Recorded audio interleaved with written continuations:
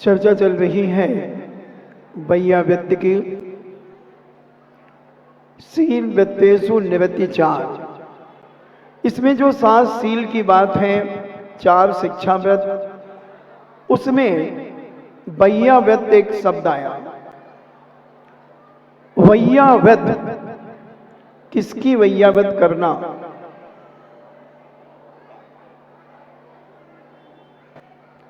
किसकी वैया व्यक्ति करना? तो पूज्य समनभद्र स्वामी ने कहा तपोधन, जो तपस्या से युक्त हैं, सम्यक दर्शन आदि यानी रत्नत्व से युक्त हैं, ऐसे पूज्य वरों की वैयावृत्ति करना। वैयावृत्ति हाथ पैर दबाना ही वैयावृत्ति नहीं, आहार दान देना भी वैयावृत्ति है। और यह वैयावृत्ति ग्रह त्यागी, जिन्होंने ग्रह का त्याग कर दिया, ऐसे मुनिवर मुनीश्वर और विधि द्रव्य आदि संपत्ति के अनुसार प्रतिदान, इन्हें संपत्ति मत दे देना मुनिराजों को, एलक छुल्लक आरिकाओं को। ये भी आज बड़ा विचित्र माहौल चल रहा है। ये द्रव्य आदि का अर्थ वहां धन दौलत से साधु लोग लेने लगे और खूब चंदा चिट्ठा लेकर के अपना व्यापार कर रहे हैं। श्री सम्मेद शिखर जी में चले जाएं, श्री सोनागिर में चले जाएं, और भी क्षेत्रों पर चले जाएं, आहार दान की पेटियां साधु रखे हुए हैं और हम भोले वाले श्रावक श्राविकाएं पैसा देकर के आ जाते हैं। कितने लोग इस सभा में बैठे हैं जो साधुओं को पैसे देकर के आए हैं? बहुत सारे लोग हैं, मगर कौन अपनी पोल पट्टी खुलवाए? बहुत सारे लोग देकर के आए हैं। बंधु, ये दान नहीं है, ये वैयावृत्ति नहीं है, साधु को पतित करने का एक तरीका है, साधु को नीचे गिराने का तरीका है। आपको दान देना है, आप वहां रुकिए, आप चौका लगाइए और दान दीजिए। पैसा देकर के आना, यहां तक की स्थिति बनी कि कुछ साध्वियां खुद अपने हाथों से भोजन बनाकर और श्रावकों से कहती मुझे पड़गा लो। मुझे नाम भी उनके पता है। इतना अनर्थ हो गया वैयावृत्ति के नाम पर, और जो हम नहीं समझने के कारण, इसलिए जैनाचार्यों ने कहा ज्ञान समान आन जगत में सुख को कारण। अगर हमें समीचीन ज्ञान नहीं होगा बंधु हमारी समाज को, तो हम पिछी कमंडल वाले तुझको लाखों प्रणाम में चलते चले जाएंगे और अपने जीवन में पुण्य की जगह हम अनर्थ कर लेंगे। कहां है लोभी गुरु लालची चेला, होए नरक में ठेलम ठेला। अगर लोभी गुरु है और लालची चेला है तो फिर WWF होगा नरकों में। वो कहेगा मैं तेरे कारण नरक आया, और वो कहेगा मैं तेरे कारण आया, फिर सीधे शॉर्ट चलने दो। इसलिए स्वयं भ्रष्ट ना हो और साधु को भी पतित ना करें। वैयावृत्ति के नाम पर, आहार दान के नाम पर कितनी हमारी ये भोली माताएं 500-500 हजार रुपया देकर के आ जाती हैं और महाराज कहते हैं हाँ भाई 4 दिनों से दूध ही नहीं मिलो हमें चौका में। महाराज जी हम तो हैं, चलो 1000 रुपया तुम मंगा लीजिए। हाँ हम मंगा लें। दवाइयों के नाम पर पैसा लेकर के दवाई वापस चली जाती है। 500 की दवाई 300 और 250 रुपए में वापस हो जाती है। फिर तुम्हें 4 लोगों को फिर पर्ची दिखाई जाती है, ये हमें दवाई चल रही है, ये दवाई चाहिए, और तुम भोले श्रावक वैयावृत्ति औसत दान के नाम पर आज के जमाने में 1000 रुपए क्या मायने रखता है? अब उस साधु त्यागी के लिए 1000 रुपए बहुत मायने रखता है। दिन भर में 5-6 को टोपी पहनाई, 5000 रुपए उसके और उसके बाप के। और तुम तो बड़े गर्व से कह रहे हो कि हम औसत दान में दान देकर के आ गए, मगर तुम पाप कमा करके आ गए। पाप कमा करके आ गए। अपने हाथ से औषधि दो, अपने हाथों से हार बना करके दो, पैसे मत दो। ये वैया व्यक्ति नहीं है। पूज्य समंतबद्ध स्वामी कहते हैं अपने द्रव्य का अपने दान देना रत्नत्व धारण करने वालों को, वो दान है। मगर उस दान से कोई स्वार्थ सिद्ध ना हो कि मैं आहार दान दे दूंगा तो मुझे महाराज मंत्र दे देंगे, कोई तंत्र दे देंगे, मैं महाराज की वैया व्यक्ति करूंगा तो महाराज हमें कुछ ऐसा दे देंगे जो हम लोग अपने जीवन में तांत्रिक और मांत्रिक बन जाएंगे। निस्वार्थ भाव से दान देना, किसी भी स्वार्थ के साथ दान नहीं देना, वही दान दिया हुआ दान वैया व्यक्ति के अंतर्गत कहलाता है। धर्म के निमित्त प्रत्युपकार, प्रति उपकार के लिए नहीं कि हम आहार दे रहे हैं तो उसका उपकार हमारे लिए क्या होगा, नहीं, ऐसा दिया हुआ दान ही वैया व्यक्ति के अंतर्गत पूज्य 2000 साल पहले इस युग में समनभद्र स्वामी ने इसकी डंके की चोट पर घोषणा की है। और ये सिद्धांत अगर हम समझ जाते हैं तो हमारी वैया व्यक्ति का सफलता का फल हमारे जीवन में प्राप्त हो जाता है। समझे बंधुओं, अगर ये नहीं समझ पाए और हम सब कुछ करते गए तो जितना हमें नंबर मिलना चाहिए थे वो नंबर हमें नहीं मिलेंगे। दान का मतलब क्या है? क्या देना दान में? पैसा, मोबाइल, लैपटॉप, क्या देना? आहार दान देना, उपकरण दान देना, कमंडल दे देना अगर टूट जाए तो। ये भी बड़ी आफत है आज के जमाने में। साधु के पास 3-3, 4-4 कमंडल हैं। श्रावक आ जाता है, मेरा देखना ये कमंडल खराब हो गया, महाराज जी बदल दे। अब देख लो भैया, तुम्हारी इच्छा हो तो। अरे बोलो महाराज जी, हम अभी ऑनलाइन मंगवा देते हैं। ऑनलाइन मिलती है आजकल सब चीजें। 1 लाख रुपए का कमंडल मिल गया, महाराज जी ने ले लिया, अब वो किसी को बेच दिया और फिर वही टूटा वाला ले लिया। क्या चल रहा है तुम्हें पता है? मेरी एक आंख और एक कान सारी दुनिया में घूमता है। इतना व्यापार, और हम उन्हें साधु मान रहे हैं। और जो कल मैंने कहा था, हम कहते थे हमसे तो अच्छे हैं। ये अपने दिल और दिमाग से प्रत्येक माँ, बहन, भाई, माताएं सभी निकाल दें कि हमसे अच्छे हैं।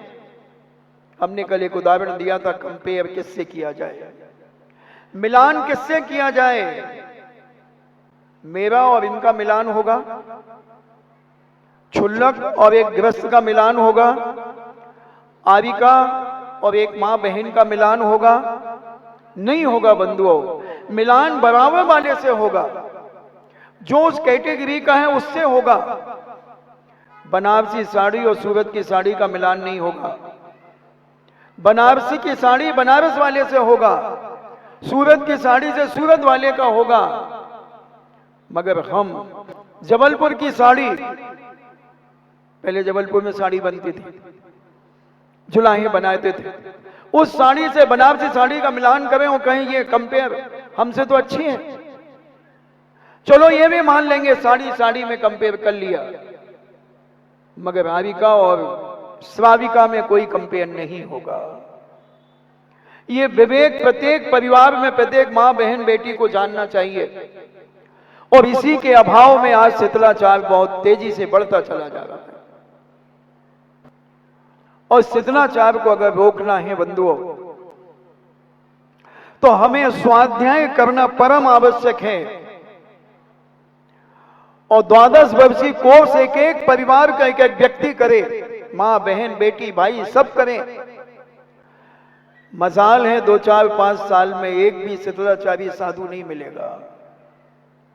दमोह में आने में थरथर कांपेगा कि भैया दमोह में जाएंगे तो वहां की समाज बहुत ज्ञानवान है, विवेकशील है। अभी ये सारे मोबाइल जब्त कर लेगी, गाड़ी पंचर कर देगी, सारा परिग्रह नष्ट कर देगी, लूट लेगी। और हमारे मुनि श्री तो कहते ही हैं कि जिस साधु के पास पिछी कमंडल, शास्त्र और अगर माला फेरता है तो एक माला की छूट दे देना, चश्मा लगाता है तो चश्मे की छूट दे देना, और इसके अलावा जो मिले तो लूट के ले जाना, तुम्हें चोरी का दोष नहीं लगेगा, तुम दिन दूने रात चौगने फलीभूत होते। साधु के माल की चोरी करना बहुत बड़ा पुण्य का कार्य है बंधु, बहुत बड़ा पुण्य का कार्य है। मगर पीछे चुरा के मत ले जाना, नहीं तो कपड़े फाड़ देंगे लोग तुम्हारे। कमंडल चुरा के मत ले जाना, कपड़े फाड़ देंगे लोग तुम्हारे, क्योंकि कमंडल तुम्हारे काम का नहीं है, पीछे तुम्हारे काम का नहीं। हाँ, मोबाइल तुम्हारे काम का है, ले जाना डंके की चोट पे, कोई पाप नहीं लगेगा बंधुओं। मगर साधु के ग्रंथ चुरा के मत ले जाना, साधु की पिछी और कमंडल मत ले जाना, चश्मा मत ले जाना। हाँ, अगर सोने होने की डंडी हो तो ले जाना, हाँ चांदी की भी डंडी हो तो ले जाना, साधारण लोहे की डंडी हो तो छोड़ जाना। विचार करना। तो ये हम संपत्ति का अर्थ यहां पर बहुत गलत लेने लगे कि देखो शास्त्र दिखा देते हैं, बेचारी बोली माताएं, देखो देखो ना लिखा ना संपत्ति, उन्हें ये नहीं मालूम कि संपत्ति देंगे तो एक नई विपत्ति खड़ी हो जाएगी, मगर दे देते। जैनाचार इस पर बहुत बड़ा कुठाराघात करते हैं, बहुत बड़ी चोट पहुंचाते हैं उस खोट के ऊपर। इसलिए आज के बाद अभी तक जो तुमने दिया लिया हो, भूल चूक लेना देना, आज के बाद खा लो कसम। एक एक व्यक्ति जो मेरी आवाज को सुन रहा हो, पिछी कमंडल वाले साधु त्यागी व्यक्तियों को कभी नगद राशि मत देना। हाँ, उनकी आवश्यकता अगर कोई चीज है, ग्रंथ चाहिए पढ़ने के लिए, वो जरूर भेंट करना, उनके उपयोग की चीज को जरूर देना। मगर अनुपयोगी चीज अगर दे दोगे तो तुम्हारा भी विनाश हो जाएगा। क्योंकि एक साधु बनाने में, एक आचार्य परमेश्वरी से पूछो कितनी मेहनत लगती है एक साधु बनाने में, एक त्यागी व्यक्ति बनाने में कितनी मेहनत लगती है, और भ्रष्ट करने में कितनी देर लगती है। लायक बनने में जीवन लग सकता है और नालायक बनने में 1 सेकंड लगता है, नालायक बनने में, और 1 जीवन भी लग जाए तो कम है लायक बनने में। इसलिए हम साधु त्यागी व्यक्ति नहीं बना सकते, तो उन्हें अपने स्वार्थ के बशबूत होकर के उन्हें पतित ना करें, उन्हें गिराने का प्रयास ना करें भैया व्यक्ति के नाम पर, उनके जीवन को पतित ना करें, उनके आचरण को गिराने का प्रयास ना करें, उन्हें परिग्रह में लिप्त ना करें। इसका सदा ध्यान रखें। ऐसा पूज्य समन भद्र स्वामी ने अपने रत्न कंडक श्रावकाचार ग्रंथराज के अंदर ये बात कही। प्रत्येक मां बहन भाई बेटे सबको जान लेना चाहिए। आज के बाद खा ले कसम कि हम 1 रुपया भी किसी साधु को नहीं देंगे। लाख गड़गड़ा दे, आप तो ये पूछिए महाराज जी आपको क्या चाहिए, क्या तकलीफ है आपको, आप आश्वस्त हैं, आइए हमारे साथ विहार कीजिए, हमारे नगर में चलिए, हम आपका इलाज सब कुछ कराएंगे। नहीं ये पर्ची है, इसकी दवाइयों के पैसे दे दो, नहीं देना, नहीं देना। वापिस चली जाती हैं दवाइयां, दिन भर में 10 आदमियों से वही पर्ची से दवाई मंगाते हैं। इसलिए समझने का प्रयास करें तो भैया व्यक्ति जो सम्यक दर्शन ज्ञान चारित्वादी गुणों से परिपूर्ण है, तपस्वी हैं, ऐसे गुणों के निधि जो आश्रय हैं, ऐसे आगार और अनगार यानी मुनिराज और सकल व्रति और देश व्रति, इन दोनों की वैयावृत्ति करना, ऐसे मुनीश्वर आदि की प्रतिदान, ऐसा कार्य करना, तब वह वैयावृत्ति कहलाती है। और अन्य आचार्यों ने इस वैयावृत्ति के लिए अतिथि संविभाग कहा। अतिथि के लिए अपने भोजन में से भोजन निकाल करके देना। अतिथि जिसकी कोई तिथि नहीं होती वह अतिथि आता है। चलो कल महाराज किसके यहां जाएंगे बताओ, बताओ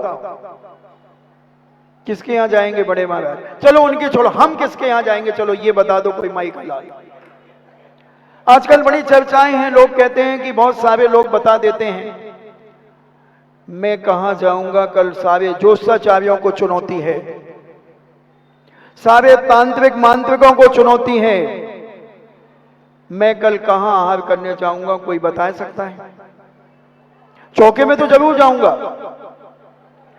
मगर किसके चौके में जाऊंगा ये कोई बता सकता है तो खड़े होकर के एक पर्ची लिख करके मुझे दे दे। मैं सच कहता हूं, उस पर्ची को मैं बिल्कुल नहीं खोलूंगा, बंद करके छुपा के रखूंगा, और जब मेरा परगाहन होगा उसके बाद उस पर्ची को खोलूंगा। वो सत्य निकलता है या मैं सत्य निकलता हूं? दे रहे हो?